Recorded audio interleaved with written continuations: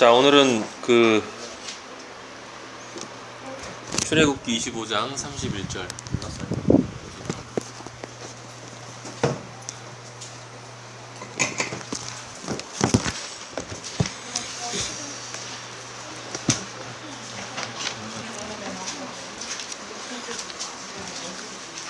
출애굽기 25장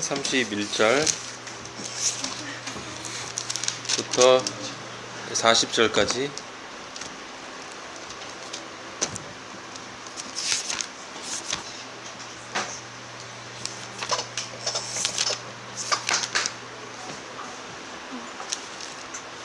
돌아가면서 우리 저기 한별이부터.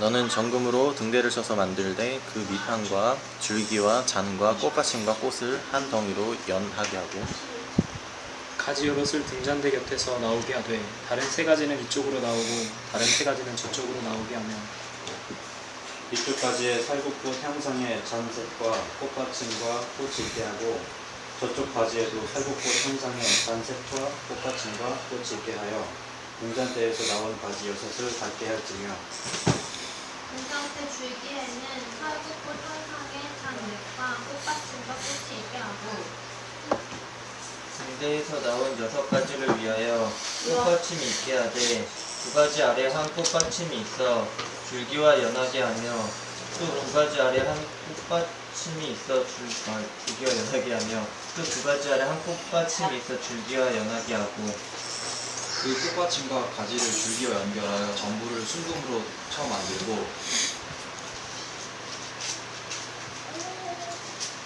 등잔 7을 만들어 그 위에 두어 앞을 비치게 하며 그 불집게와 불똥 그리고 그릇도 순금으로 만들지니 등대와 이 모든 기구를 정금으로 한 달란트로 만들되 그는 삼가 이 산에서 내게 보인 양식대로 할지니라. 네, 하나만 더 찾아요. 레위기 24장 뭐야? 아꾸야? 친구 아꾸야? 친구 레위기 24장 2절에서 4절. 이스라엘 자손에게 명하여 감람을 찧어낸 순결한 기름을 켜기 위하여 내게 가져오게 하고 끊이지 말고 등잔불을 켤지며 3절.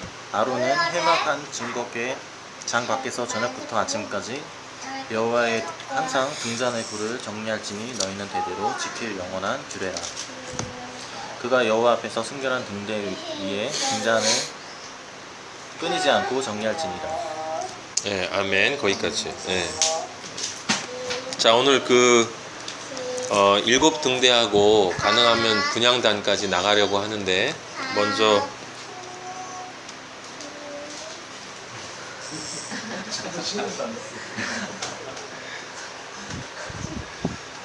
등대에 대한 이야기를 하도록 하겠습니다. 그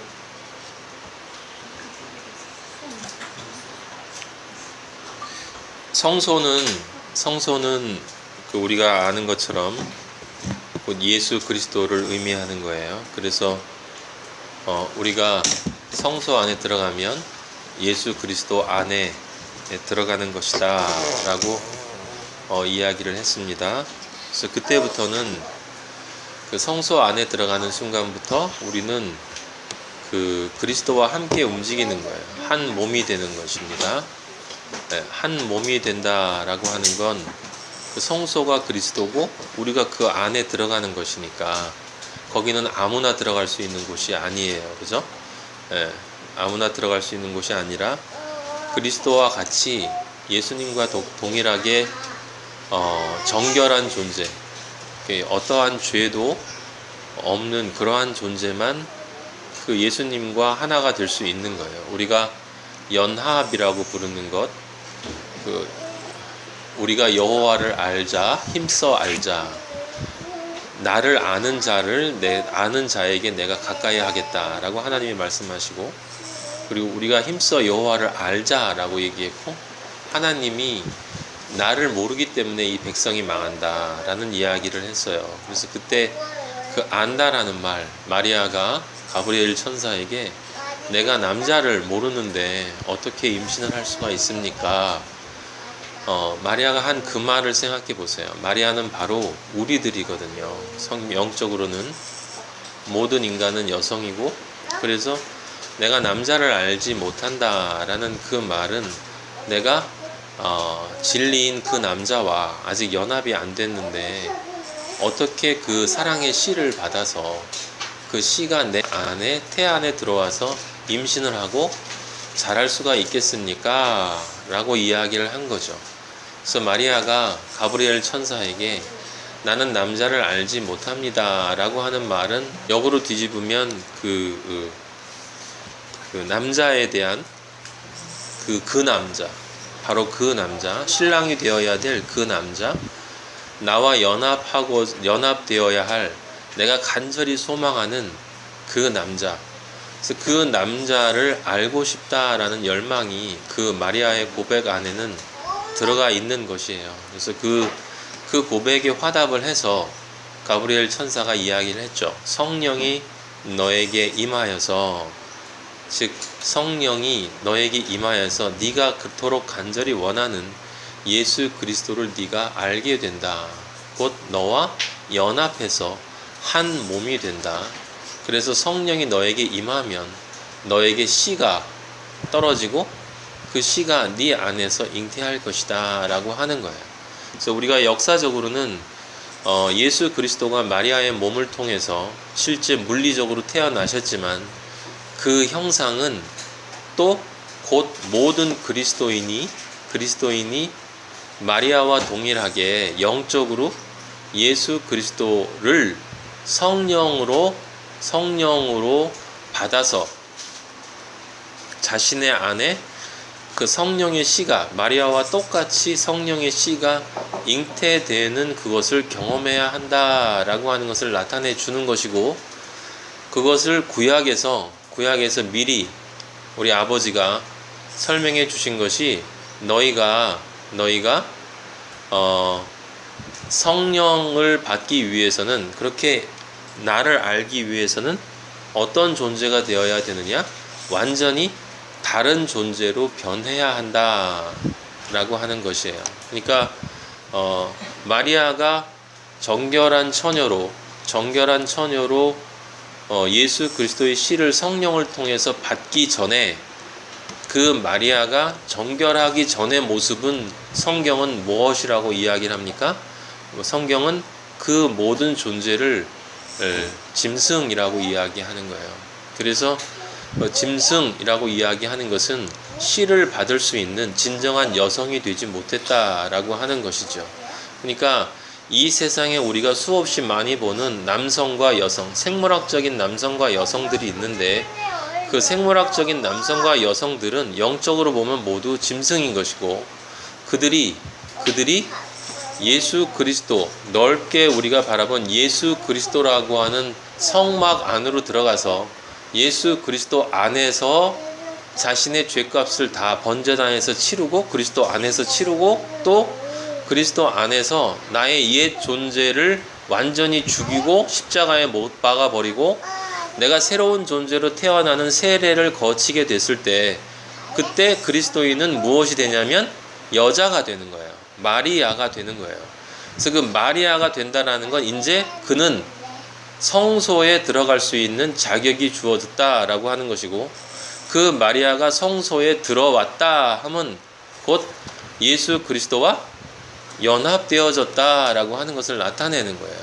그래서 예수 그리스도와 연합되어지는 그 순간부터 예수님이 말씀하신 우리는 포도나무의 가지가 되는 것이고 예수님과 접붙여진 존재가 되는 것이기 때문에, 그때부터는 내가 홀로 사는 것이 아니라 예수 그리스도 안에서 그리스도와 함께 사는 것이고, 그 그리스도와 함께 사는 것 안에서 이제 우리는 무엇을 느끼냐면 행복을 느끼고 위로를 얻고 안식을 얻고 기쁨을 얻는다라고 하는 것입니다.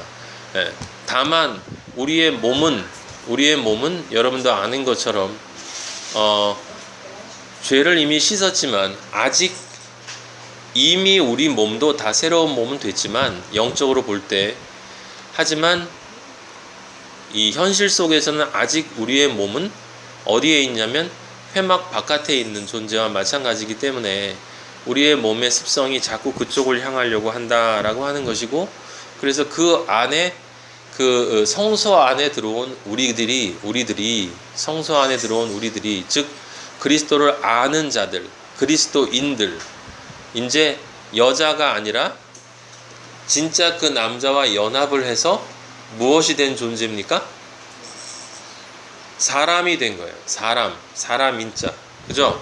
사람이 된 거예요. 여자가 남자와 연합을 해서 진정한 의미의 사람이 되어서 살아가는 존재. 그래서 사람이라고 하는 것은 그 본질상 예수 그리스도와 영으로 연합되어진 사람만이 진정한 의미의 사람인 것이고, 그때 사람이라 함은 엄밀하게 이야기하면 그 남자 안에 창세기에서 우리가 봤던 예수 그리스도의 몸으로부터 나온 갈비뼈가 이제 성소인 예수 그리스도 안에 다시 들어갔으니까 예수 그리스도와 한 몸이 된 것이고, 한 몸이 됐기 때문에 우리가 예수 그리스도 안에서 무엇이 된 거냐면 곧 예수 그리스도가 된 거예요. 왜냐하면 예수님이 그때 우리에게 성소 안에 들어온 우리에게 뭐라고 얘기하시냐면, 네가 바로 내 뼈 중에 뼈고 네가 바로 내 살 중에 살이다. 따라서 내가 사는 그 방식대로 이제 너도 살아가게 될 수 있다라고 하는, 살아갈 수 있는 존재가 되었다라고 하는 거예요. 그래서 성소 안에 들어왔다 함은 무엇을 이야기하냐면, 많은 사람들이 생각하는 것처럼 그냥 믿음을 가졌다, 구원받은 사람이 됐다 라고 하는 그런 상식적인 말이 아니라 좀 더 근원적인 이야기죠. 좀 더 근원적인 이야기라는 건 뭐예요? 우리의 존재가 바뀐 거예요. 존재가 바뀐 거예요. 짐승에서 여성이 됐고, 그 여성에서 이제 뭐가 된 거냐면 남자와 연합해서 남자이며 동시에 참 사람인 존재가 됐고, 그 그리스도 안에 있기 때문에 아버지가 볼 때 내 아들이 된 거다라고 이야기를 하는 거예요. 근데 하나님은 또 그리스도시니까 하나님이 그리스도를 통해서 우리를 보면 우리를 뭐라고 얘기하시겠어요? 너는 내 신부다라고 얘기하시는 거예요.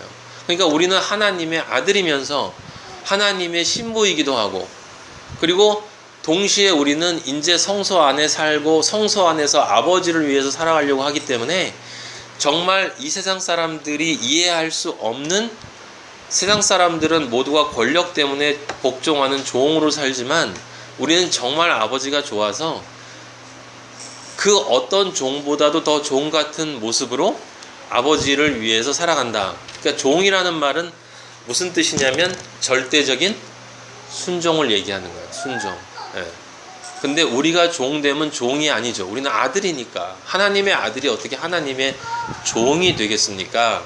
그것은 실제 우리가 생각하는 그런 종이 아니라 그런 종이 가지고 있는 순종보다 더 확실한 순종, 예수 그리스도가 아버지에게 종처럼 순종한 그 모습으로 똑같이 우리도 아버지에게 이제 순종하고 싶은 마음이 생겼다. 그래서 믿음은, 제가 뭐라고 그랬어요? 믿음은 믿는 마음이 아니라 존재의 혁명이다. 존재가 바뀐 거다. 존재가 바뀐 거다. 그래서 믿는 존재가 된 거다. 믿음은 믿는 존재가 됐기 때문에 이 믿는 존재가 된 사람이 믿는 마음이 중요하냐, 믿는 행위가 중요하냐 라고 따지는 것 자체가 아직 믿는 존재가 못 됐다라는 증거다라고 하는 거예요. 존재가 바뀌면 당연히 벌레였던 존재는 벌레의 생각을 하고 벌레의 행동을 하고 벌레가 먹는 걸 좋아하잖아요. 사람이 되면 이제 사람의 생각을 하고 사람의 행동을 하고 사람이 좋아하는 거를 먹게 되어 있는 건데, 사람이 되었다고 하는 사람이 우리가 사람이 되었다는 믿음이 중요하냐, 사람으로서 행동하는 게 중요하냐 라고 따지는 것 자체가 무의미하죠. 성경의 진리는 우리가 아는 것처럼 믿음이냐 행위냐 라는 질문을 성경은 하지 않아요.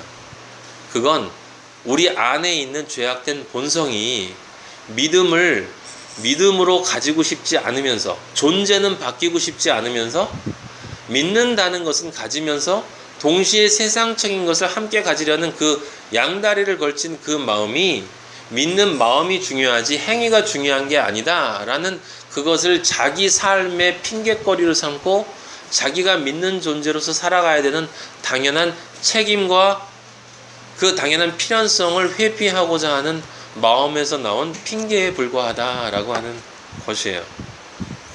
제가 지금까지 말씀드린 건 우리가 성소에 들어갔다는 것이 무엇을 의미하는가라는 것을 이야기하는 겁니다. 성소에 들어갔다라는 것은 예수 그리스도와 어떻게 됐다는 거예요? 연합했다는 거예요. 예수 그리스도를 뭐 한다는 거야? 안다는 것. 그게 예수 그리스도를 아는 거예요. 예. 그러니까 예수님을 알아야 구원을 얻는다라고 할 때 이 세상에 수많은 사람들이 나 예수님 안다라고 얘기할 수 있단 말이에요. 근데 그 안다라는 그 안다는 그 안다가 아니죠. 안다라는 말이 되기 위해서는 반드시 그 전에 무엇이 있어야 돼요?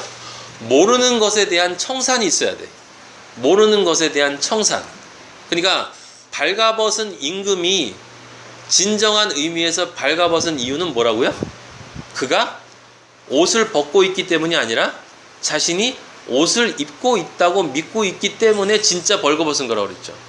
그러니까 벌거벗은 임금이 진정 옷을 입기 위해서 먼저 해야 될 것은 옷을 입어야 되겠다고 생각할 것이 아니라 내가 옷을 입고 있다라고 생각하고 있지만 사실은 내가 벌거벗은 존재구나 라고 아담이 깨달은 것처럼 벌거벗은 존재라는 것을 깨닫는 것이 옷을 입기 위한 첫 번째 조건이다 라고 하는 거예요. 그래서 예수 그리스도와 연합되기 위해서는 그 예수 그리스도와 연합되지 않으면서도 연합되었다고 믿었던 세상과 어떻게 해야 돼요? 분리되어야 되는 거예요. 예수님을 알기 위해서는 예수님을 안다라고 믿으면서도 사실은 실제로는 세상을 알고 있던 그 세상에 대한 세상에 대한 암이 뭐예요? 세상과 연합되어졌던 것, 그것을 끊어야 되는 거예요. 그것을 끊고 이제 예수와 연합되어져야 된다. 그래서 모든 진리의 공식은 not A but B란 말이에요. not A but B. not A가 없으면 절대로 but B가 없어요. 진리는 명백하게 우리한테 선포한다라는 거예요. 성전 뜰에 번제단과 물두멍이 없으면 절대로 성소에 들어올 수 없다라는 거예요. 그럼 오늘날 우리 기독교계에 있는 가장 큰 문제는 뭐냐?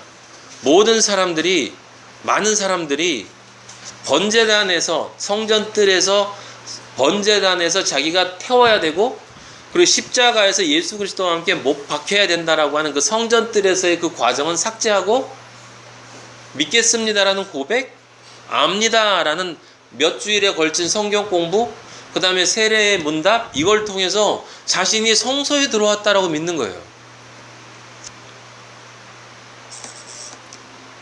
그리고는 하나님의 일이 아니라 교회 일을 하고, 교회 일을 하면서 나는 하나님과 연합되어 있다고 믿는 거죠. 여러분이 지금 이제 명백하게 알겠지만, 지금 이제 명백하게 알고 있죠. 완전히 다른 길을 가는 거예요. 완전히 다른 길을 가는 거예요. 예수 그리스도와 아무 상관이 없어요. 구원의 길은 반드시 단계가 있다라는 걸 우리는 잊지 말고, 오늘 제가 여러분들한테 시작할 때 지금 이 말씀을 드린 건 여러분과 저는 성소에 들어온 존재들이에요. 여러분 그걸 믿으세요. 여러분과 저는 성소에 들어온 존재들이에요.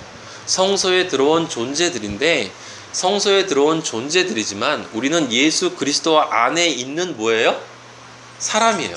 예수 그리스도 안에 있는 사람이라고.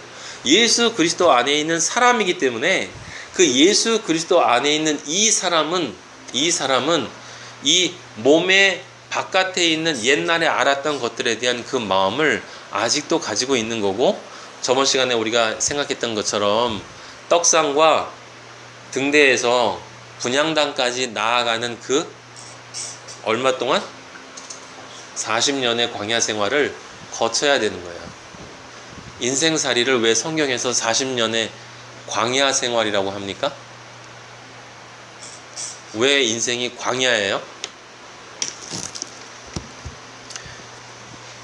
우리에게는 그게 광야로 보이는 거예요. 그리스도인이 세상을 보면 세상은 광야예요. 광야가 뭐예요? 행복하지 않은 곳이야.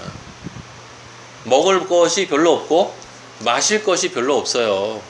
광야는 쓸쓸해요. 외로워요. 예. 그리고 낮에는 덥고 밤에는 춥고 살만한 곳이 아니에요.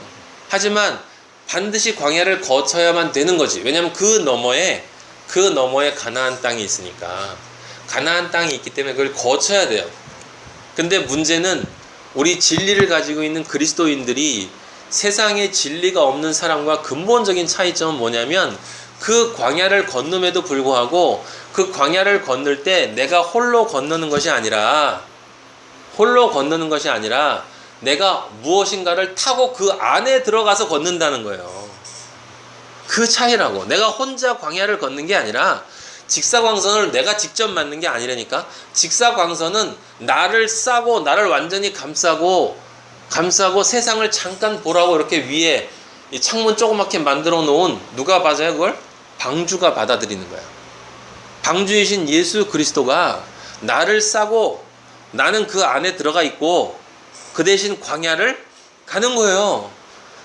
그래서 수고하고 무거운 짐진 자들아 다 내게로 오라. 내가 너희를 편히 쉬게 하리라. 나는 마음이 온유하고 겸손하니 내 멍에를 지고 나를 배워라. 에? 예수님과 함께 멍에를 진다라는 것은 사람들이 많이 얘기하는 것처럼, 제가 이미 마태복음 할 때 얘기했죠. 그건 두 소가 같이 가기 때문에 소 옆에서 같이 이렇게 멍에를 쥐고 예수님과 같은 방향으로 이렇게 내가 여기 있고 예수님이 여기 있고 이렇게 가는 건 틀린 거라고 그랬어요. 그건 구원받은 사람이 아니야. 진리는 뭐라고 하냐면 바로 그 예수 그리스도 안에 내가 들어가서 그 예수 그리스도의 멍에를 내가 지는 거예요. 나는 예수 그리스도와 이 세상의 멍에를 같이 지는 거라니까.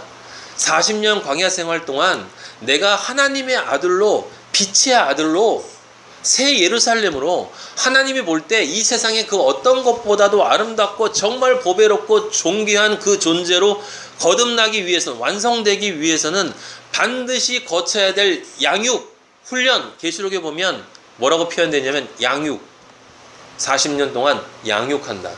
하나님이 훈련시키신다는 거예요. 훈련. 여러분이 대학교를 마치고 졸업하고 취직하는 것처럼 취직하기 위해서는 반드시 그 교육과정을 거쳐야 되는 것이 있듯이, 근데 그 교육과정이 우리의 목적이 아니고 끝나고 그 뒤에 것이 목적이듯이 이 세상은 성경은 뭐라고 그러냐면 철저하게 교육과정이라고 그래요. 교육과정. 계시록 12장 한번 보세요. 요한계시록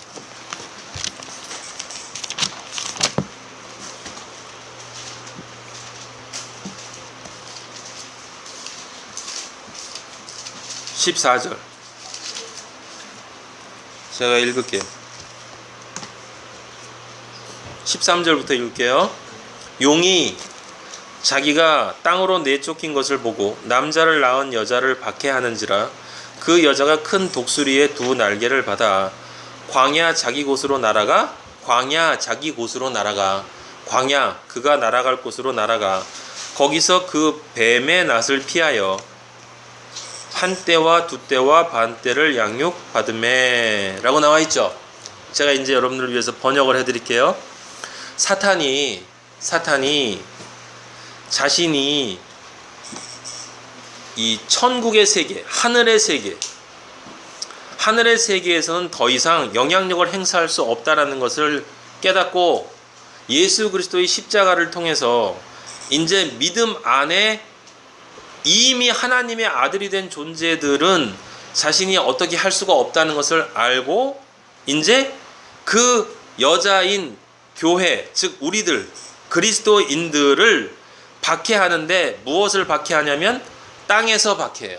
땅이라는 건 우리 안에 있는 아직 남아있는 훈련을 통해서 사라져야 될 우리의 옛 마음, 그것이 뭐야? 땅이야. 그 땅을 가지고 우리를 공격해. 우리의 하늘적인 부분, 예수 그리스도가 우리를 감싸고 있고 예수 그리스도가 우리를 지배하고 있는 이 하늘의 부분은 사탄은 더 이상 영향력을 행사할 수 없기 때문에 죽었기 때문에 거기서는. 그래서 하늘에서 내쫓겼어. 그 영역에서 쫓겨났어. 그래서 우리를 공격할 때 사탄은 우리의 땅적인 부분, 뭐예요? 우리의 옛자, 우리의 옛 마음, 그 옛 마음을 가지고 글로 돌아가. 그게 좋았잖아, 재밌었잖아, 괜찮잖아 라고 하면서 그런 것을 통해서 우리로 하여금 하늘의 기쁨을 누리지 못하도록 다른 사람을 통해서 방해하거나 공격하거나 아니면 우리를 유혹하거나 모든 방법과 수단을 통해서 우리를 뭐예요? 박해해. 그때 하나님이 우리를 큰 독수리의 두 날개, 하나님을 상징하는 게 독수리야. 하나님이 우리를 인도하신다는 뜻이야. 애굽에서 이스라엘 백성을 인도할 때 하나님 뭐라고 하셨냐면 내가 독수리의 날개로 너희들을 안아서 애굽에서 끌어냈다 그랬다고. 하나님이 인도하시는 걸 표현할 때 독수리의 날개로 인도하신다고 그래요. 광야로 이끌어 들이신 거야. 그러면 누가 누구를 이끈 거예요? 하나님이 우리를 광야로 이끄신 거야. 그래서 거기서 한때, 두때, 반때라고 했죠. 이 한때, 두때, 반때가 바로 광야 40년에 대한 상징이에요. 나중에 자세하게 설명을 해줄게요. 거기서 너희의 평생을, 그 다음에 제일 중요한 단어 뭐라고 써 있어요? 반때를 뭐라고 써 있어요? 양육받음에. 양육. 저번 주에 우리 여러분 좋아하는 성경 말씀 읽었죠? 히브리서. 아버지가 아들을 뭐 한다고? 양육한다고. 양육할 때 뭐 한다고? 징계한다고. 징계. 그럼 아버지가 징계한다라는 뜻이 뭐예요? 아버지가 징계할 때 누구를 도구로 쓰는 거야? 사탄을 도구로 쓰는 거예요. 사탄을 도구로 쓰는 거야. 그럼 사탄은 아버지의 뜻을 이루기 위해서 도구가 되나? 아니. 사탄은 우리를 죽이기 위해서 덤비는 거예요. 사탄은 이미 십자가, 예수 그리스도의 십자가를 통해서 사형 선고를 받았어. 영원한 불못으로 떨어질 선고를 받았어요. 이제 힘이 없어. 그래서 그는 할 수만 있으면 이미 성소 안에 들어와 있는 사람까지도 성막 바깥으로 끌어내려고 우는 사자처럼 돌아다니면서 우리들의 마음속에 있는 옛 자아를 계속 건드리고 옛 마음을 건드리면서 야 가만히 생각해봐. 너 광야 가는데 지금 네가 방주 안에 타고 간다고 생각해? 이게 정말 행복하다고 생각하니? 자 봐. 실제로 옛 자아의 눈으로 광야를 봐. 그래서 옛 자아의 눈으로 광야를 보면 거기는 완전 라스베가스야. 라스베가스예요. 이 세상 사람들, 돈 있는 사람들, 이 세상에 돈 있는 사람들이 바라보는 이 세상은 천국이야. 돈만 있으면 대한민국은 천국이에요. 대한민국뿐만이 아니라 어디든 마찬가지야. 어디든 자본이 지배하는 이 음녀의 세계에는, 바벨론의 세계에서는 돈이 있으면 천국이에요. 여기는 광야가 아니에요, 여러분. 광야가 아니에요. 그러니까 그리스도인이 볼 때만 광야로 보이고 그리스도인이 아닌 사람이 볼 때는 이 세상은 광야가 아니고 천국이고 이 세상은 목적인 곳이고 이 세상은 살아갈 만한 곳이야. 그래서 이 세상에서 내가 잘 돼야 되는 거예요. 여기가 목적이기 때문에. 그래서 하나님을 믿는다라고 그 앞에 있는 번제단과 물두멍은 생략해버리고 나 성소에 들어왔지요 하면서 내가 성소에 들어왔으니까 저 바깥에 있는 것을 축복해 주세요 라고 하나님한테 기도를 하고 있잖아요.